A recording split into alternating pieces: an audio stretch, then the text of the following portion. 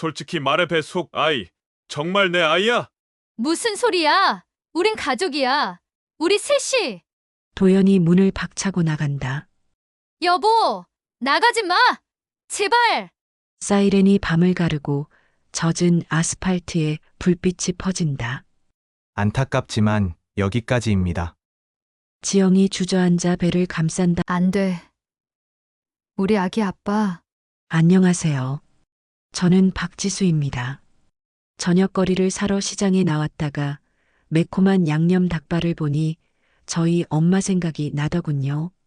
오늘은 저희 엄마에 대한 얘기를 들려드리려고 합니다. 오늘 사연 시작하기 전에 무료 버튼인 구독과 좋아요 꾹 눌러주셨나요? 여러분의 작은 관심들이 모여 저에게 정말 큰 힘이 됩니다. 경북의 작은 읍내에 토요일이 오면 재래시장 큰 길이 활기로 넘쳐났습니다. 그 시장 입구 모퉁이에 자리 잡은 작은 닭발집이 있었는데 바로 미정이 혼자 꾸려가는 미정이네였습니다. 유리문에는 손으로 직접 쓴 메뉴판이 삐뚤빼뚤 붙어 있었어요. 현금가 8,000원, 막걸리 3,000원이라는 글씨가 세월의 때를 먹어 누렇게 바른 채 말입니다. 미정은 오늘도 새벽 5시부터 일어나 닭발을 삶고 양념을 버무리며 하루를 시작했습니다. 고춧가루 냄새가 코끝을 찌르고 간장과 설탕이 어우러진 달콤 짭조름한 향이 가게 안을 가득 채웠죠. 쉰을 넘긴 나이에도 여전히 야무진 손놀림으로 가게를 꾸려나가고 있었습니다. 미정에게는 늘 떠나지 않는 생각 하나가 있었습니다. 25살에 부모님을 교통사고로 잃은 후로 줄곧 혼자 살아왔다는 것, 그리고 그 혼자인 삶이 편하다고 스스로를 달래며 살아왔다는 것 말입니다. 친구들이 하나둘 결혼해서 가정을 꾸리고 아이들을 키우는 모습을 보면서도 미정은 자신만의 작은 성체 같은 이 가게에서 묵묵히 하루하루를 버텨내고 있었어요. 때로는 외로움이 밀려왔지만 그럴 때마다 바쁜 일상으로 그 감정을 밀어내곤 했습니다. 혼자 사는 게 편해. 누구 눈치 볼 것도 없고 내 마음대로 할 수 있으니까. 미정은 속으로 중얼거리며 닭발을 뒤집었습니다. 매일 반복되는 일상이었지만 그 안에서 나름의 평온함을 찾고 있었어요. 아침에 일어나서 재료를 준비하고 손님들을 맞이하고 저녁에 정리하고 잠자리에 드는 단순한 살. 그것이 미정이 스스로 선택한 인생이었습니다. 언니 있어요? 그날 오후 3시쯤 낡은 캐리어를 끌고 나타난 여자가 있었습니다. 바로 지영이었죠. 미정보다 5살 어린 지영은 고향을 떠나 서울에서 미용사로 일하며 살아왔는데 어떤 사정이 있었는지 초췌한 모습으로 돌아온 것이었습니다. 눈 밑에는 짙은 다크서클이 드리워져 있었고 평소에 밝던 모습은 온데간데 없이 사라져 있었어요. 옷차림도 평소와 달리 수수하고 어딘가 위축된 느낌이었습니다. 지영아, 웬일이야? 갑자기 연락도 없이. 미정은 반가우면서도 한편으로는 당황스러웠습니다. 지영과는 어린 시절부터 자매처럼 지내온 사이였지만 연락도 없이 이렇게 나타난 건 처음이었거든요. 지영은 캐리어 손잡이를 꼭 쥐고 잠시 머뭇거리더니 작은 목소리로 말했습니다. 언니 미안해. 하루만, 아니 며칠만 신세 좀 질게. 서울에서 일이 좀 복잡해져서 갑자기 와서 죄송해. 미정은 지영의 떨리는 목소리를 듣고 더 자세한 사정을 묻지 않았습니다. 지영의 표정만 봐도 쉽게 말할 수 있는 일이 아니라는 걸 알 수 있었거든요. 무언가 깊은 상처를 안고 있는 것 같은 눈빛이었어요. 미정은 주저하지 않고 따뜻하게 웃으며 지영의 손을 잡았습니다. 하루든 열흘이든 있어. 가족이 뭘 따져. 방은 좁지만 둘이서 쓰면 되고. 일단 짐부터 놓자. 지영의 눈에 순간 눈물이 맺혔습니다. 오랫동안 참아왔던 마음의 짐이 조금씩 덜어지는 느낌이었어요. 미정의 다정한 말 한마디에 그동안 쌓여있던 긴장이 풀어지는 것 같았습니다. 그날 저녁 두 사람은 오랜만에 마주 앉아 소주 한 잔을 기울였습니다. 지영은 서울에서의 힘들었던 이야기를 조금씩 털어놓기 시작했어요. 미용실에서 일하다가 동료들과의 갈등, 그리고 무엇보다 빚 때문에 어려움을 겪고 있다는 이야기였습니다. 언니, 나 정말 막막해. 어디서부터 다시 시작해야 할지 모르겠어. 미정은 지영의 말을 들으며 고개를 끄덕였습니다. 누구나 살다 보면 넘어지고 다시 일어나야 하는 순간들이 있다는 걸 잘 알고 있었거든요. 자신도 부모님을 잃고 혼자 서야 했던 그 시간들을 떠올렸습니다. 그날 밤 지영은 가방에서 미용 가위를 꺼내 미정의 머리를 다듬어 주었습니다. 오랜만에 남의 손길을 받으며 미정은 이상한 기분을 느꼈어요. 마치 집안에 따뜻한 온기가 스며드는 것 같았죠. 지영의 손은 여전히 능숙했고 미정의 거칠어진 머리카락을 부드럽게 정리해 주었습니다. 언니 머리 참 많이 상했네. 언제 마지막으로 미용실 갔어? 기억도 안 나. 바빠서 신경 쓸 틈이 없었지. 하지만 미정은 마음 한편에서 묘한 불편함도 느끼고 있었습니다. 오랫동안 혼자 살아온 습관 때문일까요? 아니면 다른 이유가 있는 걸까요? 지영이 오니까 집이 환해지는 것은 분명했지만 동시에 자신만의 영역이 조금씩 변화하고 있다는 느낌도 들었어요. 지영이가 오니까 집이 살 것 같아. 그런데 왜 마음이 완전히 편하지는 않을까? 미정은 속으로 그렇게 생각했지만 그 이유를 정확히 알 수는 없었습니다. 어쩌면 너무 오랫동안 혼자 살아서 다른 사람과 함께하는 것에 익숙하지 않아서일 수도 있었어요. 다음 몇 일 동안 지영은 미정과 함께 가게 일을 도왔습니다. 손님들에게 밝게 인사하고 테이블을 깨끗이 닦고 설거지도 척척 해냈죠. 특히 손님들과 대화하는 모습을 보니 역시 서울에서 접객업을 했던 경험이 있어서인지 자연스럽고 친근했습니다. 이 아이 참 야무지다. 손님들도 좋아하고. 그런데 미정의 마음속에는 복잡한 감정들이 얽혀 있었습니다. 고마움과 반가움, 그리고 설명할 수 없는 어떤 경계심까지 말이에요. 자신만의 공간이 누군가와 나누어진다는 것이 이렇게 복잡한 감정을 불러일으킬 줄은 몰랐습니다. 지영이 시장에 자리를 잡은 지 일주일쯤 지났을 때였습니다. 시장통 한복판에 있는 오래된 미용실 깎고뽑고에서 임시로 일할 기회가 생겼어요. 미용실 사장 영자 언니가 갑작스럽게 허리를 다쳐서 당분간 도움이 필요하다고 했거든요. 지영에게는 다행스러운 일이었습니다.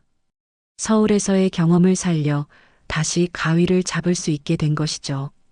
언니, 미용실에서 일하게 됐어. 당분간 생활비는 걱정 안 해도 될 것 같아. 미정은 지영의 말을 듣고 안도의 한숨을 내쉬었습니다. 지영이 계속 닭발집에만 있으면서 눈치를 보는 모습이 마음에 걸렸거든요. 그렇다고 해서 완전히 마음이 편해진 것은 아니었어요. 왠지 모를 아쉬움 같은 것도 함께 느껴졌습니다. 그래, 다행이다. 내가 잘하는 일을 하는 게 좋지. 미용실 깎고뽑고는 시장 상인들과 동네 아줌마들이 단골로 드나드는 곳이었습니다. 화려하지는 않지만 정겨운 분위기의 작은 가게였죠. 지영은 첫날부터 손님들에게 좋은 인상을 남겼습니다. 서울에서 배운 새로운 스타일과 친근한 말솜씨로 금세 인기를 얻었어요. 지영 씨 손재주가 정말 좋네. 머리가 이렇게 예쁘게 나온 게 언제인지 몰라. 어머, 고맙습니다. 어머니께 어울리는 스타일로 해드린 거예요. 지영의 밝은 웃음소리가 미용실 안을 가득 채웠습니다. 오랫동안 잃어버렸던 자신감이 조금씩 되돌아오는 느낌이었어요. 손님들의 만족스러운 표정을 보며 지영은 다시 한번 살아갈 희망을 품기 시작했습니다. 그런 어느 날 오후 미용실 문이 조심스럽게 열렸습니다. 30 중반쯤 되어 보이는 건장한 남자가 들어왔는데 현장에서 일하는 사람 특유의 거친 손과 그을린 피부를 가지고 있었어요. 하지만 눈빛은 참 따뜻했습니다. 저기, 어머니 칠순이라서요. 커트 좀 단정하게 해주실 수 있나요? 남자는 어색하게 웃으며 말했습니다. 평소 미용실에 올 일이 없던 사람이라는 게 한눈에 보였어요. 지영은 그런 남자의 모습이 어딘지 정겨워 보였습니다. 물론이죠. 어머님 연세가 많으시니까 자연스럽게 해드릴게요. 그런데 손이 좀 거칠으시네요. 현장 일하세요? 네, 건설 현장에서 일합니다. 도연이라고 해요. 저는 지영이에요. 잠깐만 기다리세요. 지영은 도연의 어머니를 위한 펌 스타일을 머릿속으로 그려보며 준비를 시작했습니다. 도연은 지영의 능숙한 손놀림을 보며 감탄했어요. 무엇보다 지영이 어머니를 생각하는 마음을 헤아려주는 모습이 고마웠습니다. 어머니가 좋아하실 것 같아요. 손이 참 따뜻하고 이쁘시네요. 도연의 말에 지영은 살짝 얼굴이 붉어졌습니다. 오랫동안 누군가에게 이런 따뜻한 말을 들어본 적이 없었거든요. 서울에서의 힘들었던 시간들이 떠오르면서 괜히 코끝이 찡해졌어요. 그 후로 도연은 자주 미용실과 닭발집을 오가며 지영과 미정을 찾아왔습니다. 처음에는 어머니 핑계로 왔다가 나중에는 자연스럽게 지영을 보러 오는 것이 되었죠. 시장 상인들 사이에서는 벌써 소문이 파다하게 퍼졌습니다. 저 건장한 총각, 지영 씨 따라다니는 거 아니여? 어휴, 그러게.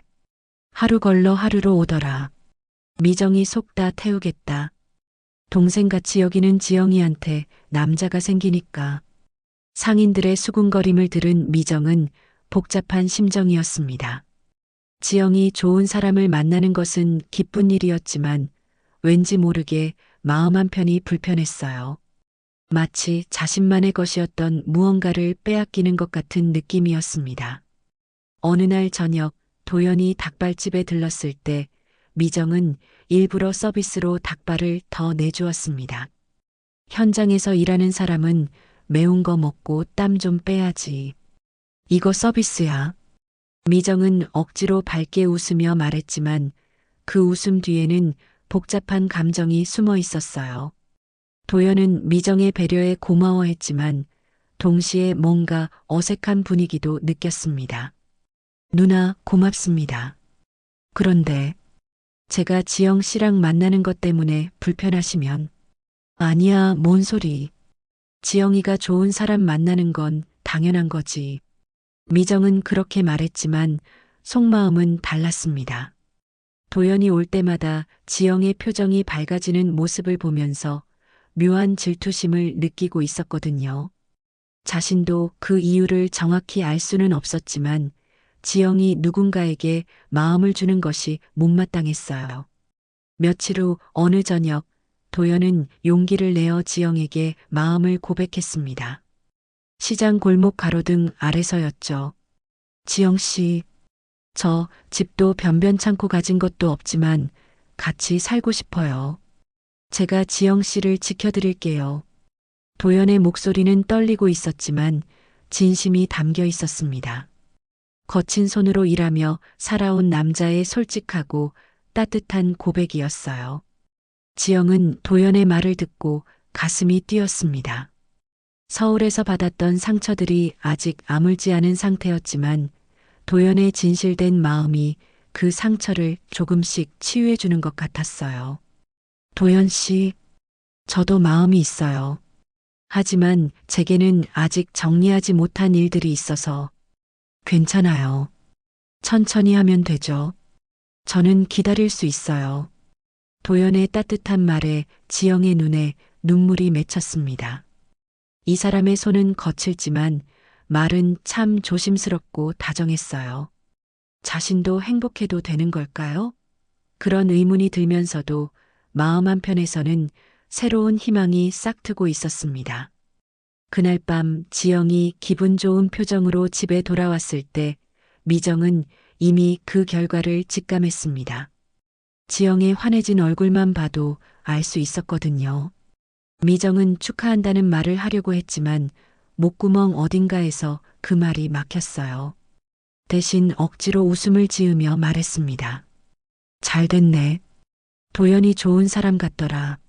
하지만 그날 밤 미정은 잠을 이루지 못했습니다. 지영이 행복해하는 모습을 보면서 기뻐해야 하는데 왜 이렇게 마음이 무거운지 이해할 수 없었어요. 어쩌면 자신이 너무 오랫동안 혼자 살아와서 누군가를 진심으로 아끼는 감정이 어떤 건지 잊어버린 건 아닐까요? 지영과 도연은 시장 사람들의 축복을 받으며 작은 혼례를 치렀습니다. 화려하지는 않았지만 정성이 가득 담긴 소박한 결혼식이었어요. 시장 상인들이 하나둘 축의금을 보내고 미정은 특별히 닭발 안주와 막걸리를 준비해서 간소한 피로연을 열어주었습니다. 지영은 평생 잊지 못할 따뜻한 추억이 될 거라며 눈물을 글썽였죠. 미정도 겉으로는 축하해주는 표정이었지만 마음 깊은 곳에서는 묘한 상실감을 느끼고 있었어요. 하지만 신혼부부에게는 현실적인 문제가 남아 있었습니다. 도연의 월급으로는 당장 전셋집을 구하기 어려웠고 지영도 미용실 일로 벌어들이는 돈이 그리 많지 않았거든요. 전세금을 모으려면 최소 1년은 더 걸릴 것 같았어요. 고민하던 미정이 먼저 제안했습니다. 둘이 방 하나 쓰고 월세처럼 생활비만 조금 보태면 어떨까? 어차피 집도 넓지 않지만 당분간은 괜찮을 거야. 도연은 미정의 제안에 고개를 깊숙이 숙였습니다. 건설 현장에서 일하는 남자의 거친 손이 떨리고 있었어요. 누나, 정말 고맙습니다. 빨리 독립해서 나가도록 할게요. 폐 끼쳐드려서 죄송해요. 뭔 소리야? 천천히 해. 가족인데 뭘 그렇게 서둘러. 미정은 그렇게 말했지만 속마음은 복잡했어요. 지영 혼자 있을 때와는 확연히 다른 상황이 되어버린 거잖아요. 이제는 정말로 남의 부부가 자신의 집에서 신혼살림을 시작하게 된 것입니다. 자신만의 평온했던 공간이 완전히 달라져 버린 거죠. 신혼 첫날부터 집안 분위기는 완전히 바뀌었습니다. 아침이면 지영은 도연을 위해 새벽 5시에 일어나 아침밥을 차려주었고 된장찌개 끓는 냄새가 집안을 가득 채웠어요. 도연은 현장으로 나가기 전에 미정에게 정중히 인사를 드렸습니다. 저녁이면 세 사람이 좁은 식탁에 둘러앉아 밥을 먹었어요. 벽에 삐뚤게 걸린 낡은 달력과 작은 텔레비전에서 흘러나오는 90년대 트로트가 이 작은 집의 새로운 일장이 되었죠. 여보, 오늘 현장에서 무슨 일 있었어? 많이 힘들었지? 아니야, 별일 없었어. 누나는 오늘 가게 손님 많이 왔어? 장사 잘 됐어? 지영과 도연의 다정한 대화를 들으며 미정은 묘한 기분이었습니다. 행복해 보이는 두 사람을 보면 기쁜 마음이 들기도 했지만 동시에 자신이 이 집에서 점점 방관자가 되어가는 것 같은 느낌도 받았어요. 예전에는 지영이 자신에게만 의존했는데 이제는 도연이 지영의 전부가 된 것 같았습니다. 지영의 눈빛, 웃음소리, 모든 것이 도연을 향하고 있었거든요. 몇 주가 지나자 지영의 몸에 변화가 찾아왔습니다. 아침마다 속이 메스꺼워하는 지영을 보며 미정과 도연은 뭔가 직감했어요. 병원에 다녀온 지영이 환한 얼굴로 돌아왔을 때 두 사람은 이미 그 결과를 알 수 있었습니다. 언니, 도연 씨, 우리 아기가 생겼어요. 도연은 기쁨에 겨워 지영을 꼭 껴안았고 미정도 축하한다며 웃었지만 마음 한편에서는 복잡한 감정이 일고 있었어요. 이제 정말로 완전한 가족이 되어버린 느낌이었습니다. 언니, 우리 아이 이름 뭐가 좋을까요? 지수는 어때요? 지영이 배를 쓰다듬으며 물었을 때 미정은 잠시 멈칫했습니다. 아이 이름까지 정하고 있는 지영을 보니 이 상황이 더욱 현실로 다가왔어요. 지수, 예쁜 이름이네. 지혜로운 물이라는 뜻이지? 잘 키워야지. 네, 맑고 깨끗하게 자라라는 뜻으로 지었어요. 우리 아기가 건강하게 태어나길 바라면서요. 미정은 웃으며 대답했지만 마음 한편에서는 복잡한 감정이 일고 있었어요. 지영이 아이까지 가지게 되면서 이 집에서 자신의 위치가 더욱 애매해지는 것 같았습니다. 이제는 정말로 지영과 도연 그리고 태어날 아이만의 세상이 되어버린 느낌이었죠. 하지만 변화는 단순히 감정적인 것만이 아니었습니다. 실질적인 변화들도 하나둘 생기기 시작했어요. 미정은 점점 집안의 규칙을 자신만의 방식으로 만들어가기 시작했습니다. 현관 비밀번호를 사전 상의 없이 바꾸고 지영과 도연의 귀가 시간을 꼼꼼히 확인했어요. 마치 집주인으로서의 권위를 확인하고 싶어 하는 것 같았습니다. 지영아, 오늘 왜 이렇게 늦었어? 벌써 9시가 다 되어가네. 임신부가 이렇게 늦으면 안 되지. 언니 미용실에서 단골 어머니 파마하다가 늦어졌어요. 머리가 잘 안 말려서 시간이 오래 걸렸거든요. 그렇구나. 몸조리 잘해야 하는데 너무 무리하지 마. 뱃속 아기 생각해서라도.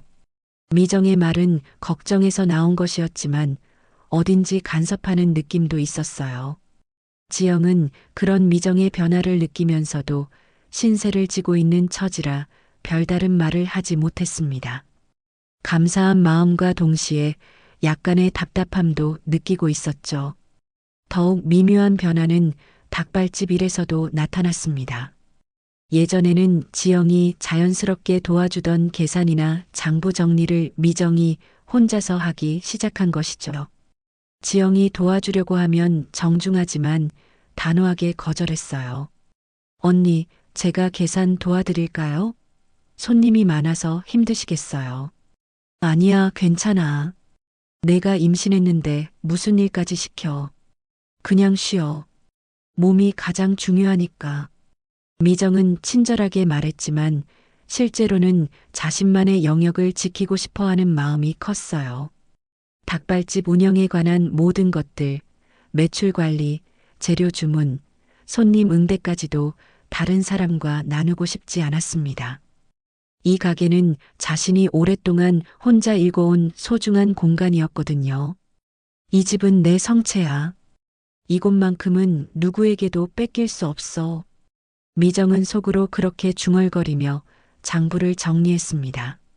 지영과 도연이 행복하게 지내는 모습을 보면서도 한편으로는 자신만의 영역이 침범받는 것 같은 불안감을 느끼고 있었어요. 특히 지영이 임신하면서 집안에서의 존재감이 더 커지는 것을 보며 묘한 경쟁심까지 느끼고 있었습니다. 어느 날 저녁, 세 사람이 함께 저녁을 먹고 있을 때 도연이 조심스럽게 말을 꺼냈습니다. 누나, 저희가 여기 있으면서 불편하게 해드리는 것 같아서요. 빨리 나가야겠는데. 돈 좀 더 모이면. 무슨 소리야? 아이까지 있는데 어디 가서 살겠어. 여기 있어. 급할 것 없으니까. 미정은 그렇게 말했지만 실제로는 이런 상황이 언제까지 계속될지 궁금했어요. 지영의 배가 점점 불러올수록 그리고 두 사람이 더욱 다정해질수록 자신은 점점 외톨이가 되어가는 느낌이었습니다. 밤늦게 지영과 도연이 작은 방에서 나누는 속삭이는 대화 소리가 얇은 벽 너머로 들려올 때마다 미정은 복잡한 마음으로 천장을 바라보곤 했어요. 행복해하는 두 사람을 보면서 기뻐해야 하는데 왜 이렇게 마음이 무거운지 스스로도 이해할 수 없었습니다. 내가 너무 이기적인 건가? 아니면 정말로 지영이를 위해서 걱정하는 건가? 미정은 자신의 감정을 정확히 파악하기 어려웠어요. 다만 한 가지 확실한 것은 예전에 평온했던 일상이 완전히 바뀌어 버렸다는 사실이었습니다. 그리고 그 변화 속에서 자신만의 자리를 지키고 싶다는 욕구가 점점 강해지고 있었죠. 지영의 임신이 안정기에 접어들면서 미용실 일도 다시 활기를 띠기 시작했습니다. 배가 조금씩 나오기 시작한 지영을 보며 단골 손님들은 더욱 친근하게 대해주었어요. 특히 나이 드신 어머니들은 지영을 친딸처럼 아껴주며 이것저것 챙겨주곤 했습니다. 지영아, 임신했을 때는 이런 거 먹으면 안 된다더라. 조심해라. 아이고, 우리 지영이 얼굴이 더 예뻐졌네. 아들 가진 거 아니야? 하지만 이런 관심과 애정이 때로는 다른 방향으로 흘러가기도 했습니다. 시장 사람들의 가벼운 수다가 점점 이상한 방향으로 흘러가기 시작한 것이죠. 지영 씨, 요즘 손님들이 줄 섰다며? 예쁘니까 그런가 봐. 그러게 말이야. 특히 남자 손님들이 많이 온다더라. 도연 씨도 좋겠다. 와이프가 인기 많아서. 이런 말들이 하나둘 미정의 귀에 들어오기 시작했어요. 처음에는 대수롭지 않게 여겼지만 비슷한 말들이 계속 반복되면서 미정의 마음속에는 묘한 의심의 씨앗이 뿌려졌습니다. 지영이 정말 그냥 일만 하고 오는 건지 혹시 다른 일은 없는 건지 궁금해지기 시작한 거죠. 어느 날 오후 미정이 시장을 지나가다가 우연히 목격한 장면이 있었습니다. 지영이 한 중년 남자와 미용실 앞에서 이야기를 나누고 있는 모습이었어요. 그 남자는 지영에게 무언가를 건네주고 있었고 지영은 고개를 저으며 사양하는 듯 했습니다. 하지만 멀리서 본 미정의 눈에는 뭔가 수상해 보였어요. 뭐 하는 거지? 저 남자는 또 누구고? 미정은 좀 더 가까이 가보려고 했지만 마침 지영이 미용실 안으로 들어가 버렸습니다. 그 남자도 곧 자리를 떴고요. 미정은 찜찜한 마음을 안고 닭발집으로 돌아왔어요. 그날 저녁 지영이 평소보다 늦게 들어왔습니다. 보통은 6시쯤 집에 오는데 그날은 8시가 넘어서야 나타났거든요. 미정은 지영을 기다리면서 계속 시계를 쳐다봤어요. 어디 갔다 왔어? 오늘 왜 이렇게 늦었지? 언니 미안해. 단골 아주머니가 갑자기 머리 하자고 해서 늦어졌어. 임신한 몸이라 거절하려고 했는데 워낙 부탁을 해서. 지영의 설명은 충분히 그럴듯했지만 미정의 마음속에는 의심의 구름이 점점 짙어지고 있었어요. 오후에 본 그 남자와의 만남은 뭐였을까요? 지영이 혹시 자신에게 숨기는 일이 있는 건 아닐까요? 며칠 후 시장에서 또 다른 소문이 미정의 귀에 들어왔습니다. 지영이 요즘 새벽 일찍 나가더라. 미용 출장 많이 간다던데. 아, 그래. 임신했는데 너무 무리하는 거 아니야? 돈 벌려면 어쩔 수 없지. 그런데 출장 간다고 하고는 다른 데 가는 거 아니야? 마지막 말은 농담 반 진담 반으로 던진 말이었지만 미정에게는 큰 충격으로 다가왔어요. 설마 지영이 임신한 몸으로 다른 남자와 만나고 다니는 건 아니겠죠? 하지만 일단 의심이 시작되니 모든 것이 수상해 보이기 시작했습니다. 그 무렵 지영은 정말로 새벽 미용 출장이 늘어나고 있었습니다. 임신한 몸이라 무리하지 않으려고 했지만 생활비와 아이 준비금 때문에 어쩔 수 없었거든요. 결혼식장이나 돌잔치 같은 행사에서 미용을 담당하는 일이 많아졌는데 이런 일들은 대부분 새벽 일찍 시작되거나 늦은 시간에 끝나곤 했어요. 여보, 내일 새벽에 결혼식 메이크업 해주러 가야 해. 좀 일찍 나갈 것 같아. 괜찮아? 몸이 힘들 텐데. 괜찮아. 돈도 벌어야 하고 아이 때문에 준비할 것도 많잖아. 하지만 지영의 휴대전화가 자주 방전되거나 연락이 닿지 않는 경우가 많아졌어요. 오래된 핸드폰이라 배터리가 금방 떨어졌고 바쁜 일정 때문에 충전할 시간도 부족했거든요. 지영아, 왜 전화를 안 받아? 몇 번을 걸었는데 도연이 저녁에 집에 와서 걱정스럽게 물었을 때 지영은 미안해하며 대답했어요. 미안해. 핸드폰이 또 꺼졌나 봐. 하루 종일 일하다 보니까 충전할 시간이 없었어. 믿고 싶은데. 사람들 말이 계속. 도연은 지영의 설명을 들으면서도 완전히 마음이 놓이지 않았어요. 미정의 말과 시장 사람들의 소문이 계속 머릿속을 맴돌았거든요. 어느 날 지영은 서랍에서 초음파 사진을 꺼내 도연에게 보여주었습니다. 당신, 우리 아기 봐. 의사 선생님이 건강하다고 했어. 아빠가 되는 거야. 초음파 사진 속의 작은 생명체를 보며 도연은 울먹였습니다. 하지만 동시에 마음속의 불안감은 여전히 가시지 않았어요. 지영아, 나 무서워. 뭐가 무서워? 배신당하는 게. 혹시 나 말고 다른 사람이 있는 건 아니야? 지영은 도연의 말을 듣고 깜짝 놀랐어요. 어디서 이런 생각이 나온 건지 이해할 수 없었거든요. 당신 무슨 소리야? 나는 당신밖에 없어. 누가 그런 소리를 했어? 아니, 그냥 사람들이 하는 말들 때문에. 지영은 도연의 손을 꼭 잡으며 진심을 담아 말했어요. 당신 나를 믿어줘. 나는 당신과 우리 아이밖에 생각이 없어. 하지만 이미 뿌려진 의심의 씨앗은 쉽게 사라지지 않았습니다. 시장 소문들이 도연의 마음속에서 점점 자라나고 있었거든요. 그리고 이 모든 상황을 지켜보며 미정은 복잡한 감정을 느끼고 있었어요. 지영과 도연 사이에 균열이 생기는 것을 보면서 한편으로는 미안함을, 다른 한편으로는 묘한 만족감을 느끼고 있었습니다. 7월 장마가 시작되면서 연일 비가 쏟아졌습니다. 시장 골목길은 무릉덩이로 가득했고 습한 공기가 사람들의 마음까지 무겁게 짓눌렀어요. 지영의 배는 이제 제법 불러와서 걸음걸이도 조심스러워졌고 미용실 일도 예전만큼 활발하게 하지 못하게 되었습니다.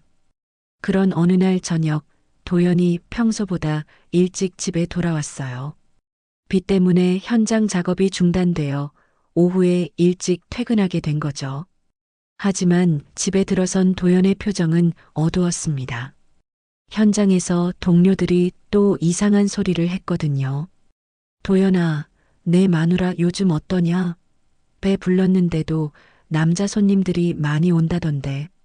그러게, 임신부가 그렇게 인기가 많을 일이야? 동료들의 농담 반 진담 반인 말들이 도연의 마음을 계속 흔들어 놓았어요. 집에 와서도 그 말들이 머릿속에서 맴돌았습니다. 미정은 그런 도연의 모습을 보고 다가갔어요. 냉장고에서 소주 한 병을 꺼내면서 말이죠. 도연아, 힘든 일 있었어? 얼굴이 안 좋네. 아니에요, 그냥. 비 때문에 기분이 좀 그래요. 그래도 한잔해. 속도 풀어야지. 미정은 도연과 마주 앉아 소주잔을 채워주었습니다. 밖에서는 빗소리가 창문을 두드렸고 작은 방에서는 지영이 낮잠을 자고 있었어요. 임신 중기라 쉽게 피곤해져서 요즘 자주 잠을 자곤 했거든요. 도연아, 난 너를 동생처럼 아껴. 그래서 하는 말인데. 미정은 소주를 한 모금 마시고 천천히 말을 이어갔어요. 나중에 후회하기 전에 정신 바짝 차려야 해. 세상에는 겉과 속이 다른 사람들이 많거든. 누나, 무슨 말씀이세요? 도연은 미정의 말뜻을 알 것 같으면서도 직접적으로 듣고 싶지 않았어요. 하지만 미정은 계속했습니다. 지영이 말이야. 요즘 너무 수상하지 않니? 새벽에 나갔다가 늦게 들어오고 전화도 안 받고. 누나, 지영이는 일 때문에 그런 거예요. 정말 일 때문일까? 도연아, 난 여자니까 알아. 여자가 다른 마음을 품으면 행동이 달라져. 미정의 말에 도연은 소주잔을 단숨에 비웠어요. 알코올이 목구멍을 타고 내려가면서 가슴이 화끈거렸습니다. 누나, 만약에, 정말 만약에 그게 사실이면 난 어떻게 해야 하죠? 그럴 리 없겠지만 만약에 말이야. 그럼 너는 어떻게 할 거야? 미정의 질문에 도연은 대답하지 못했어요. 상상만 해도 가슴이 찢어질 것 같았거든요. 시간이 흐를수록 도연의 술은 늘어갔습니다. 소주 한 병이 금세 비워지고 미정이 또 다른 병을 가져왔어요. 빗소리는 점점 더 세게 창문을 두드렸고 두 사람의 대화도 점점 더 깊어져 갔습니다. 도연아, 나도 지영이를 사랑해. 진짜로. 그런데 사랑한다고 해서 눈 감고 있을 수는 없잖아. 누나도 봤다고 했잖아요. 지영이가 다른 남자랑. 응, 내 눈으로 봤어. 그것도 한 번이 아니야. 미정은 거짓말을 하고 있었지만 술에 취한 자신도 모르게 점점 과장이 심해졌어요. 마치 여러 번 목격한 것처럼 말하면서 도연의 불안감을 더욱 키웠습니다. 정말이에요? 여러 번이나요? 도연아, 난 너만 생각해서 하는 말이야. 지영이한테 직접 물어봐. 솔직하게 털어놓으라고. 밤 11시가 넘어서야 지영이 잠에서 깨어났습니다. 거실에서 들려오는 대화 소리 때문이었어요. 비틀거리며 나와보니 도연과 미정이 마주 앉아 술을 마시고 있었습니다. 도연의 얼굴은 술로 인해 빨갛게 달아올라 있었어요. 여보, 왜 이렇게 많이 마셨어? 내일 현장 가야 하는데. 지영아, 앉아봐. 할 말이 있어. 도연의 목소리는 평소와 달랐습니다. 술에 취한 것도 있었지만 무언가 결심한 듯한 톤이었어요. 뭔 일이야? 무슨 할 말? 지영은 도연 옆에 앉으며 걱정스러운 표정을 지었습니다. 미정은 자리에서 일어나며 말했어요. 난 들어가서 잘 테니까 두 사람이 이야기해. 미정이 방으로 들어간 후 도연과 지영만 남게 되었습니다. 도연은 술로 흐려진 눈으로 지영을 바라보더니 돌연 말했어요. 지영아, 정말이야? 나한테 숨기는 거 없어? 뭘 숨겨? 갑자기 무슨 소리야? 다른 남자 있는 거 아니야? 사람들이 다 그런다고 해. 너 요즘 이상하다고. 지영은 도연의 말을 듣고 깜짝 놀랐어요. 어디서 이런 말이 나온 건지 도무지 이해할 수 없었거든요. 여보, 당신 뭔 소리 하는 거야? 내가 언제 다른 남자를? 그럼 왜 자꾸 늦어? 왜 전화도 안 받아? 새벽에 나간다고 하고는 어디 가는 거야? 도연의 목소리가 점점 커졌어요. 술 기운과 함께 그동안 쌓여왔던 의심과 불안이 한꺼번에 터져 나오는 것 같았습니다. 여보, 나는 일하는 거야. 우리 아이 때문에 돈 벌려고 일하는 거라고. 정말이야? 정말 일만 하는 거야? 정말이라니까. 당신 왜 이래? 누가 뭔 소리를 한 거야? 지영의 목소리도 높아졌어요. 억울함과 분노가 섞인 목소리였습니다. 자신은 가족을 위해 열심히 일하고 있는데 이런 오해를 받는다는 게 견딜 수 없었어요. 나는 무서워. 배신당하는 게. 도연이 소리를 지르면서 벽을 주먹으로 쳤습니다. 그 바람에 벽에 걸린 달력이 떨어졌어요. 여보, 제발. 우리 아이 앞에서 이러지 마. 아기가 놀랄 수 있어. 지영이 배를 감싸며 말했을 때 도연은 더욱 흥분했습니다. 그 아이가 정말 내 아이야? 확신할 수 있어? 도연의 말에 지영은 얼굴이 창백해졌어요. 이런 말까지 들을 줄은 몰랐거든요. 당신, 지금 뭔 소리 하는 거야? 대답해. 정말 내 아이 맞아? 방에서 나온 미정이 소리를 듣고 황급히 거실로 나왔어요. 야, 도연아. 정신 차려. 술 깨. 하지만 도연은 이미 제정신이 아니었어요. 술과 의심 그리고 분노가 뒤섞인 상태에서 허겁지겁 현관으로 향했습니다. 나 나가겠어. 이 집에 있기 싫어. 도연아, 비 오는데 어디 가려고. 도연은 미정의 말을 듣지 않고 현관에서 차 키를 집어들었어요. 여보, 가지마. 비가 이렇게 오는데. 지영이 도연의 팔을 잡으려 했지만 도연은 뿌리치고 문을 박차고 나갔습니다. 도연 씨, 밖에서는 폭우가 쏟아지고 있었어요. 도연은 비에 젖으면서도 차에 올라탔습니다. 시동을 걸고 급하게 출발했어요. 안 돼. 지영이 뒤따라 나가려 했지만 미정이 붙잡았어요. 지영아, 너 임신했는데 나가면 안 돼. 비 이렇게 오는데.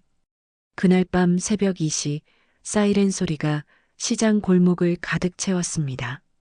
구급차와 경찰차가 연달아 지나갔어요.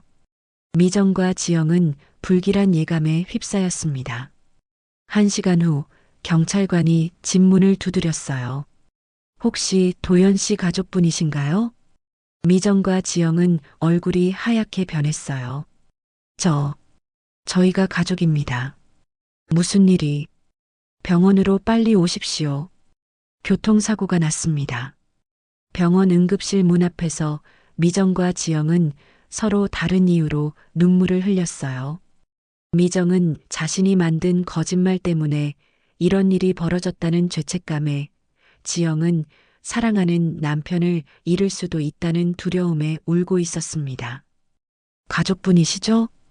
의사가 수술복을 입고 나왔을 때 두 사람은 간절한 눈으로 바라봤어요. 안타깝지만 이미 숨을 거두셨습니다. 빗길에서 미끄러져 가더래 이래. 지영은 그 말을 듣고 주저앉았어요. 복도 바닥에 털썩 앉아서 배를 감싸 쥐었습니다. 안 돼. 안 돼. 우리 아기 아빠가. 미정도 벽에 기대어 서 있을 수가 없었어요.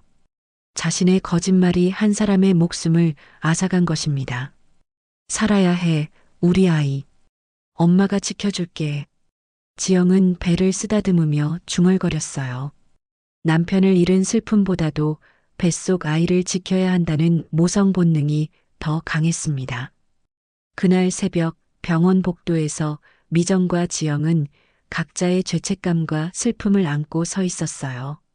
한 사람은 거짓말을 한 죄책감으로, 다른 한 사람은 사랑하는 사람을 잃은 슬픔으로 말이죠. 도연의 장례식은 7월의 무더운 여름날에 치러졌습니다. 시장 상인들이 모두 나와서 조화를 보내고 작은 장례식장은 애도하는 사람들로 가득 찼어요. 지영은 검은 상복을 입고 앉아 있었지만 임신 8개월의 배 때문에 자세를 잡기도 힘들어 했습니다. 미정은 지영 옆에서 모든 장례 절차를 도맡아 처리했어요. 지영아, 너는 아이 생각해서 무리하지 마. 내가 다 할 테니까. 미정의 목소리는 쉬어 있었습니다. 사흘 동안 거의 잠을 자지 못했거든요. 도연의 죽음이 자신의 거짓말 때문이라는 사실이 가슴을 짓눌렀어요. 조문객들이 지영에게 위로의 말을 건넬 때마다 미정은 자신이 얼마나 큰 죄를 저질렀는지 실감했습니다. 지영아, 힘내라. 도연이가 하늘에서 지켜볼 거야. 그래, 아이라도 건강하게 낳아야지. 사람들의 위로 섞인 말들을 들으며 지영은 고개만 끄덕일 뿐 제대로 대답하지 못했어요. 충격이 너무 커서 아직 현실을 받아들이지 못하고 있었거든요. 며칠 전까지만 해도 함께 아침을 먹고 저녁에 만나서 아이 이야기를 나누던 사람이 이제 영원히 돌아올 수 없다는 게 믿어지지 않았습니다. 장례를 마치고 집으로 돌아온 후 지영의 몸과 마음은 급격히 무너져 갔습니다. 임신 중에 극심한 스트레스와 충격으로 인해 산후 우울증이 일찍 찾아온 것이었어요. 하루 종일 침대에 누워만 있고 밥도 제대로 먹지 않았습니다. 지영아, 밥 좀 먹어야지. 아이 때문에라도. 언니, 나 정말 죽고 싶어. 도연이 없이 어떻게 살아? 지영의 말을 들으며 미정은 가슴이 찢어지는 것 같았어요. 모든 것이 자신 때문이라는 죄책감이 밤낮 괴롭혔습니다. 잠들 때마다 도연이 비 오는 밤에 집을 나서는 모습이 떠올랐고 자신이 한 거짓말들이 머릿속에서 맴돌았어요. 지영아, 힘내. 아이가 태어나면 기운이 날 거야. 하지만 지영의 상태는 나아지지 않았습니다. 오히려 날이 갈수록 더 심해졌어요. 미용실 일도 완전히 그만두게 되었고 생활비는 모두 미정이 됐습니다. 병원비, 산후조리 비용, 아이용품까지 모든 것을 미정이 혼자서 부담했어요. 언니 미안해. 내가 이렇게 폐만 끼치고. 무슨 소리야? 우리가 뭔 사이인데. 그냥 아이 건강하게 낳는 것만 생각해. 미정은 그렇게 말하면서도 속으로는 이것이 자신이 져야 할 십자가라고 생각했어요. 도연을 죽음으로 내몬 자신의 죄를 조금이라도 덜기 위해서라도 지영과 아이를 끝까지 책임져야 한다고 다짐했습니다. 8월 말 지영은 건강한 딸을 낳았습니다. 아이 이름은 지수, 지영과 도연이 함께 정했던 그 이름이었어요. 하지만 아이를 낳은 후에도 지영의 우울증은 더욱 심해졌습니다. 산후우울증과 남편을 잃은 슬픔이 겹쳐지면서 일상생활 자체가 어려워진 것이죠. 언니, 나 아이 키울 자신이 없어. 도연이도 없이 어떻게 혼자서. 지영아, 그런 소리 하지 마. 지수는 내가 키워야 해. 하지만 지영은 아이를 제대로 돌볼 수 없는 상태였어요. 밤에 아이가 울어도 일어나지 못했고 수유도 제때 하지 못했습니다. 결국 미정이 지수를 거의 전담해서 키우게 되었어요. 아이 이름 지수. 내가 키울 테니 몸부터 추스르자. 미정은 지수를 안고 분유를 먹이면서 복잡한 감정에 휩싸였습니다. 이 아이는 자신의 거짓말 때문에 아버지를 잃은 아이였어요. 그 죄책감이 지수를 더욱 애틋하게 만들었습니다. 지영의 건강은 아이를 낳은 후에도 계속 악화되었습니다. 먹지 않아서 살이 빠지고 잠도 제대로 자지 못해서 얼굴이 헬쑥해졌어요. 기침도 자주 했고 감기가 걸려도 쉽게 낫지 않았습니다. 지영아, 병원에 가자. 너 몸이 너무 안 좋아 보여. 괜찮아, 언니. 그냥 피곤한 거야. 하지만 지영의 몸은 괜찮지 않았어요. 극심한 스트레스와 영양 부족, 수면 부족이 겹쳐지면서 면역력이 급격히 떨어진 상태였습니다. 감기가 폐렴으로 악화되었지만 지영은 자신의 건강에 신경 쓸 여유가 없었어요. 언니, 나 혹시 무슨 일 생기면 지수 부탁해도 돼? 어느 날 밤 지영이 기침을 심하게 하면서 미정에게 말했어요. 무슨 소리야? 괜찮을 거야. 아니야, 나 느껴. 내 몸이 이상해. 만약에, 정말 만약에 내가 없어지면 지수 좀 부탁해. 미정은 덜컥 겁이 났어요. 지영의 얼굴이 너무나 창백했거든요. 그래. 내가 평생 책임질게. 하지만 넌 괜찮을 거야. 지영이 세상을 떠난 것은 지수가 태어난 지 2달 후였습니다. 폐렴이 악화되어 병원에 입원했지만 이미 너무 늦은 상태였어요. 지영은 마지막까지 지수 걱정만 했습니다. 언니, 지수 잘 부탁해. 이제 도연이 만나서 미안하다고 말할 수 있겠다. 그리고 우리 애기. 엄마가 못 키워줘서 미안해. 지영의 마지막 말을 들으며 미정은 목이 메었어요. 지영은 끝까지 도연에 대한 오해를 풀지 못한 채 피부치 같은 아기를 두고 세상을 떠난 것이었습니다. 지영의 장례를 치른 후 미정은 갓난아기 지수와 둘만 남게 되었어요. 닭발집 일을 하면서 아이를 키우는 것은 쉽지 않았지만 미정은 지수에게 모든 것을 쏟아부었습니다. 이 아이만큼은 절대 부족함 없이 키우겠다고 다짐했어요. 유치원에 보낼 때도 가장 좋은 곳으로, 초등학교에 입학할 때도 필요한 건 다 사주었습니다. 학원비, 여행비, 생일 파티까지 빈틈이 없었어요. 지수가 원하는 건 무엇이든 들어주었습니다. 하지만 미정에게는 다른 사람이 모르는 비밀이 있었어요. 밤마다 낡은 공책을 펼쳐놓고 일기를 쓰는 것이었습니다. 지영아, 도연아, 미안하다. 내가 죄를 지었다. 미정은 매일 밤 사죄일기를 썼습니다. 지영과 도연에게 미안하다는 말, 지수가 얼마나 예쁘게 자라고 있는지, 오늘 무슨 일이 있었는지 세세하게 적었어요. 오늘 지수 졸업사진이 참 곱더라. 너희가 봤으면 얼마나 기뻤을까. 미안하다, 정말 미안하다. 그녀는 매일 한 장씩 일기를 쓰고 아무도 모르게 서랍 맨 뒤에 밀어 넣었습니다. 이 일기는 자신만의 참회록이었어요. 세상에서 가장 소중한 사람들에게 저지른 죄에 대한 고백이었습니다. 지수가 커갈수록 미정의 죄책감은 더욱 깊어졌어요.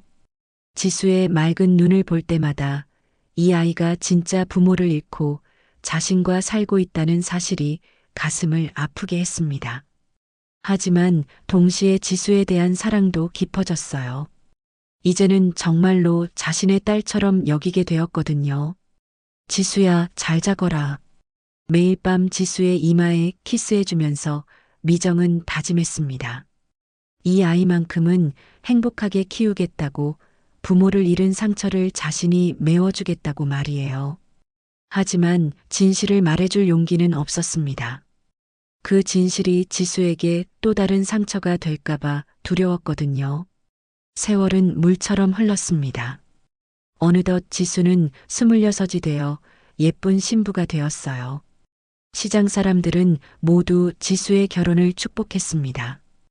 어릴 때부터 미정의 사랑을 받으며 자란 지수는 착하고 똑똑한 여자로 성장했거든요. 대학도 졸업하고 좋은 직장에서 일하다가 괜찮은 남자를 만나 결혼하게 된 것이었습니다. 지수야, 정말 예쁘다. 우리 지수가 이렇게 컸구나. 결혼식 날 미정은 하얀 드레스를 입은 지수를 보며 눈물을 글썽였어요. 마치 진짜 딸을 시집 보내는 어머니 같았습니다. 지수도 미정을 꼭 안으며 말했어요. 엄마, 고마워요. 엄마가 없었으면 제가 어떻게 되었을지 몰라요. 지수는 태어날 때부터 미정을 엄마로 알고 자랐습니다. 결혼식장에서 시댁 어른들은 미정에게 깊은 감사를 표했습니다. 어머니, 정말 고맙습니다. 어머니 덕분에 이렇게 훌륭한 며느리를 얻었어요. 지수가 이렇게 바르게 자란 것도 다 어머니 덕분이죠. 미정은 그런 말들을 들으며 복잡한 마음이었어요. 고맙다는 말을 들을 때마다 가슴이 아팠습니다. 자신이 과연 그런 고마운 말을 들을 자격이 있는지 의문이 들었거든요. 그저 아이가 잘 자라준 거죠. 저는 별로 한 것도 없어요. 미정은 겸손하게 대답했지만 속으로는 죄책감이 밀려왔어요. 이 모든 찬사가 자신에게는 가시처럼 느껴졌습니다. 결혼식이 끝난 후 지수는 신혼집으로 이사를 갔어요. 시내에 있는 깔끔한 아파트였습니다. 미정은 지수의 신혼집에 축하떡을 들고 찾아갔어요. 지수야, 신혼집이 참 예쁘네. 행복하게 잘 살아라. 엄마, 자주 놀러 오세요. 여기서 그리 멀지도 않잖아요. 그래, 가끔 올게. 너는 신랑하고 둘만의 시간 가져. 미정은 지수가 행복해하는 모습을 보며 안도했어요. 그동안 자신이 키운 보람이 있다는 생각이 들었습니다. 하지만 동시에 이제 정말로 지수와 헤어져야 한다는 현실이 마음을 무겁게 했어요. 신혼집에서 돌아온 그날 밤, 미정은 홀로 빈집에 앉아 있었습니다. 지수가 사용하던 방은 텅 비어 있었고 식탁에도 혼자만의 밥그릇이 놓여 있었어요. 갑자기 모든 것이 허무하게 느껴졌습니다. 이제 내 할 일은 다 끝났나? 미정은 지난 26년을 돌아보았어요. 지영과 도연을 떠나보내고 지수를 키우느라 정신없이 달려온 세월이었습니다. 그동안 자신만을 위한 시간은 거의 없었어요. 오로지 지수를 위해서만 살아왔거든요. 며칠 후 미정은 몸에 이상을 느끼기 시작했습니다. 가슴이 답답하고 숨이 자주 찼어요. 하지만 병원에 가지는 않았습니다. 지수의 결혼으로 마음이 놓인 탓에 긴장이 풀어진 것이라고 생각했거든요. 나이가 들어서 그런가 보다. 지수 결혼시키고 나니까 몸이 예전 같지 않네. 미정은 그렇게 혼자 중얼거리며 평소와 다름없이 닭발집 일을 계속했어요. 하지만 날이 갈수록 몸은 더욱 힘들어졌습니다. 어느 날 저녁 닭발집 문을 닫고 집으로 들어온 미정은 서랍 깊숙한 곳에서 낡은 공책들을 꺼냈어요. 26년 동안 매일 밤 써온 사제일기였습니다. 수십 권이 넘는 공책들이 서랍을 가득 채우고 있었어요. 지영아, 도연아, 지수가 결혼했다. 참 예쁜 신부였어. 미정은 마지막 일기를 쓰기 시작했습니다. 너희들 덕분에 내가 지수를 키울 수 있었다. 고마웠다. 하지만 내가 저지른 죄는 평생 용서받을 수 없을 거야. 지수에게는 진실을 말해줄 용기가 없었다. 미안하다. 일기를 다 쓴 후 미정은 모든 공책을 큰 봉투에 넣었어요. 그리고 겉면에 큰 글씨로 썼습니다. 지영도연 지수에게. 그날 밤 미정은 평소보다 일찍 잠자리에 들었어요. 몸이 너무 힘들었거든요. 가슴이 콜라병처럼 답답했고 호흡이 점점 어려워졌습니다. 지수야, 행복해라. 미정은 마지막으로 지수의 얼굴을 떠올리며 눈을 감았어요. 그리고 그대로 잔잔히 숨을 거두었습니다. 마치 모든 것을 다 내려놓은 것처럼 평안한 얼굴이었어요. 다음 날 오전 지수는 미정에게 안부 전화를 걸었습니다. 신혼여행에서 돌아와서 인사를 드리려고 했거든요. 하지만 전화를 받지 않았어요. 몇 번을 걸어도 받지 않자 지수는 불안해졌습니다. 이상하다. 엄마가 전화를 안 받으시네. 지수는 남편과 함께 급히 시장으로 달려갔어요. 닭발집 문은 닫혀 있었고 집 문을 두드려도 대답이 없었습니다. 엄마, 엄마. 지수는 열쇠로 문을 열고 들어갔어요. 미정은 침대에 누워 있었지만 이미 차가워진 상태였습니다. 엄마, 엄마. 지수는 미정을 흔들어 깨우려 했지만 소용없었어요. 급히 119를 불렀지만 이미 늦었습니다. 미정은 밤사이 심장마비로 조용히 세상을 떠난 것이었어요. 장례를 치른 후 지수는 유품을 정리하기 시작했습니다. 미정이 살던 집은 그리 크지 않았지만 정리할 것들이 많았어요. 지수의 어린 시절 사진들, 상장들, 추억이 담긴 물건들이 곳곳에 있었습니다. 엄마가 정말 나를 아끼셨구나. 지수는 자신의 사진들을 보며 눈물을 흘렸어요. 미정이 얼마나 자신을 사랑했는지 새삼 느껴졌거든요. 그런데 서랍 맨 뒤쪽에서 무거운 봉투 하나를 발견했습니다. 봉투 겉면에 적힌 글씨를 보고 지수는 깜짝 놀랐어요. 지영도현 지수에게. 지수는 떨리는 손으로 봉투를 열었습니다. 안에는 수십 권의 낡은 공책들이 들어 있었어요. 첫 번째 공책을 펼쳐보니 미정의 손글씨로 빼곡히 쓰인 일기가 나왔습니다. 나는 내 엄마가 아니고 이모다. 첫 문장부터 지수의 가슴을 강타했어요. 내 친엄마 지영이는 착한 아이였다. 하지만 나 때문에 마음이 부서졌고 내 아버지는 내 거짓말 때문에 비 오는 밤 떠났다. 지수는 공책을 부여잡고 계속 읽어갔어요. 미정이 지영과 도연에게 한 거짓말들, 그로 인해 벌어진 비극, 그리고 26년간 써온 참회의 기록들이 적혀 있었습니다. 미안하다. 용서하지 말아라. 다만 너는 너 삶을 살아라. 나는 너를 진심으로 사랑했다. 그것만큼은 거짓이 아니었다. 지수는 마지막 페이지를 읽고 소리 없이 울었습니다. 충격과 슬픔, 그리고 복잡한 감정들이 가슴을 휘몰아쳤어요. 엄마, 아니, 이모, 왜 이제야 말해요? 하지만 동시에 지수는 느꼈어요. 미정이 자신을 사랑하지 않은 날은 단 하루도 없었다는 것을 말이에요. 그 사랑만큼은 진실이었다는 것을 알 수 있었습니다. 미정의 49제가 끝난 가을날, 지수는 중요한 결정을 내렸습니다. 시장 입구 닭발집 미정인의 자리에 작은 기부도서관을 열기로 한 것이었어요. 미정이 남긴 일기를 모두 읽은 후 지수는 많은 것을 깨달았습니다.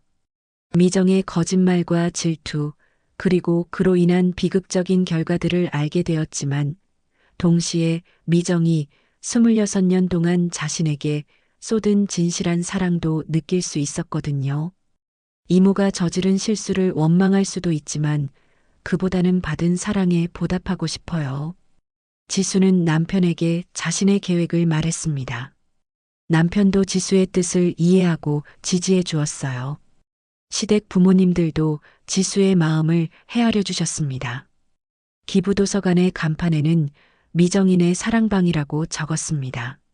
미정이 살던 곳이 이제는 온 동네 사람들이 함께 모이는 따뜻한 공간이 되었어요. 아이들을 위한 독서 모임, 독거 어르신들을 위한 국밥 나눔, 그리고 무료 미용 봉사까지 다양한 활동들이 이루어졌습니다. 지영이 미용사였다는 것을 기억하며 지수는 매주 한 번씩 미용 봉사를 하기로 했어요. 미용 학원에서 기초를 배우고 시장 어르신들의 머리를 깎아드렸습니다. 처음에는 서툴렀지만 점점 실력이 늘어갔어요. 지수야, 내 손길이 참 따뜻하다. 엄마를 닮았나 보구나. 어느 할머니가 미용을 받으며 말씀하셨을 때 지수는 복잡한 기분이었어요. 자신이 닮은 것은 친엄마 지영의 손길인지 아니면 키워준 이모 미정의 마음인지 알 수 없었거든요. 하지만 이제는 그런 것이 중요하지 않다는 생각이 들었습니다. 기부도서관을 운영하면서 지수는 많은 사람들을 만났어요. 홀로 지내는 어르신들, 공부할 곳이 필요한 아이들, 마음의 위로가 필요한 사람들이 하나둘 찾아왔습니다. 그들을 보며 지수는 자신이 해야 할 일이 무엇인지 깨달았어요. 사랑은 완벽하지 않아도 괜찮은 것 같아요. 이모의 사랑도 실수투성이었지만 그래도 진심이었으니까요. 어느 날 지수는 미정의 일기장 중 마지막 권을 주민센터 기록 보관함에 기증하기로 결정했습니다. 개인적인 내용들은 모두 지우고 한 사람이 평생에 걸쳐 속죄하며 살아간 기록으로 남기고 싶었거든요. 익명으로 기증하면서 단 한 줄의 메모만 남겼습니다. 사랑은 때로 잘못된 모양으로도 흘러옵니다. 그 상처까지 내 삶으로 끌어안겠습니다. 지수는 이 한 줄에 자신의 모든 마음을 담았어요. 미정의 질투와 거짓말로 인한 상처, 부모를 잃은 슬픔, 그리고 그럼에도 불구하고 받은 사랑까지 모두 자신의 삶의 일부로 받아들이겠다는 다짐이었습니다. 기부도서관이 문을 연 지 6개월이 지났을 때 지수는 뜻밖의 소식을 듣게 되었어요. 자신이 임신을 한 것입니다. 기쁨과 동시에 복잡한 감정이 밀려왔어요. 내 아이에게는 어떤 엄마가 되어야 할까? 지수는 배를 쓰다듬으며 생각에 잠겼습니다. 친엄마 지영처럼 순수하고 따뜻한 사람이 될지 아니면 이모 미정처럼 때로는 실수하지만 끝까지 책임지는 사람이 될지 고민이 되었어요. 하지만 곧 깨달았습니다. 둘 다 자신의 일부라는 것을 말이에요. 어느 저녁 지수는 기부도서관 문을 닫고 혼자 앉아 있었습니다. 오래된 카세트 플레이어에서 90년대 트로트가 흘러나왔어요. 미정이 생전에 즐겨 듣던 노래였습니다. 그 음악을 들으며 지수는 자연스럽게 눈을 감았어요. 엄마, 그리고 이모. 지수는 작은 목소리로 중얼거렸습니다. 저는 두 분 모두의 딸이에요. 엄마의 순수함과 이모의 헌신 모두 제가 받은 선물이라고 생각해요. 그때 바람이 살짝 불어와서 도서관 문이 방울을 흔들었어요. 마치 누군가가 대답하는 것 같은 소리였습니다. 지수는 미소를 지었어요. 앞으로 저도 제 아이에게 많은 실수를 할 거예요. 완벽한 엄마는 될 수 없겠지만 사랑만큼은 진심으로 주겠어요. 두 분이 저에게 해주신 것처럼요. 지수는 벽에 걸린 사진들을 바라보았습니다. 미정과 함께 찍은 어린 시절 사진들, 학창 시절 사진들, 그리고 결혼식 사진까지 그 모든 순간들이 이제는 소중한 추억이 되어 있었어요. 이모는 평생 죄책감에 시달렸지만 저는 그렇게 살고 싶지 않아요. 대신 받은 사랑을 다른 사람들에게 나눠주면서 살고 싶어요. 지수는 뱃속의 아이에게 말하듯 중얼거렸습니다. 우리 아가야, 엄마가 들려줄 이야기가 많아. 할머니와 할아버지, 그리고 이모 할머니에 대한 이야기 말이야. 모두 복잡하고 완벽하지 않은 이야기들이지만 사랑이 담긴 이야기들이야. 그날 밤 지수는 기부도서관에서 마지막 정리를 마치고 집으로 돌아갔어요. 현관문을 열면서 남편에게 말했습니다. 여보, 우리 아이 태명을 지어볼까요? 사랑이는 어때요? 사랑이? 좋은 이름이네요. 특별한 의미가 있나요? 네, 제가 받은 모든 사랑들을 기억하고 싶어서요. 완벽하지 않았지만 진심이었던 그 사랑들을요. 그렇게 지수는 새로운 삶을 시작했습니다. 과거의 상처를 원망하지 않고 받은 사랑에 감사하며 살아가기로 한 것이에요.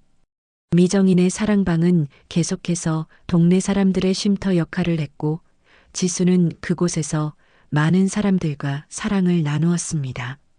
어느 날 봄 지수가 임신 8개월 배를 안고 도서관 정리를 하고 있을 때였어요. 한 할머니가 찾아와서 말씀하셨습니다. 지수야, 너 보니까 옛날 지영이가 생각나는구나. 참 착한 아이였는데. 할머니, 제 친엄마를 아셨어요? 그럼 미정이랑 둘이 자매같이 지내던 게 엊그제 같은데. 지영이도 참 예뻤고 미정이도 지영이를 많이 아꼈거든. 할머니의 말을 들으며 지수는 새로운 사실을 알게 되었어요. 미정이 지영을 질투하기도 했지만 동시에 진심으로 아끼기도 했다는 것을 말이에요. 사람 마음이란 게 참 복잡하구나. 지수는 그렇게 생각하며 배를 쓰다듬었습니다. 이제 곧 태어날 아이에게는 이 모든 복잡한 사연들을 단순하게 정리해서 들려주고 싶었어요. 할머니, 할아버지, 이모 할머니 모두 너를 사랑했단다. 그 사랑이 때로는 서툴렀지만 말이야. 저녁이 되어 집으로 돌아가는 길, 지수는 시장 골목을 천천히 걸었습니다. 바람이 유리문 방울을 살짝 울렸고 어느새 장날의 향기가 다시 찾아왔어요. 이번에는 누군가의 질투가 아니라 누군가의 속죄와 사랑을 실어서 말이에요. 지수는 하늘을 올려다보며 마지막으로 말했습니다. 엄마, 아빠, 그리고 이모. 저는 세 분 모두의 딸로 살겠어요. 앞으로도 계속 사랑하며 살겠어요. 그렇게 지수의 새로운 이야기가 시작되었습니다. 과거의 아픔을 안고도 미래를 향해 걸어가는 용서와 사랑의 이야기가 말이에요. 끝까지 함께 해주셔서 감사합니다. 내일도 새로운 사연으로 찾아올게요. 건강한 하루 보내세요. 구독과 좋아요는 저희에게 큰 응원이 됩니다.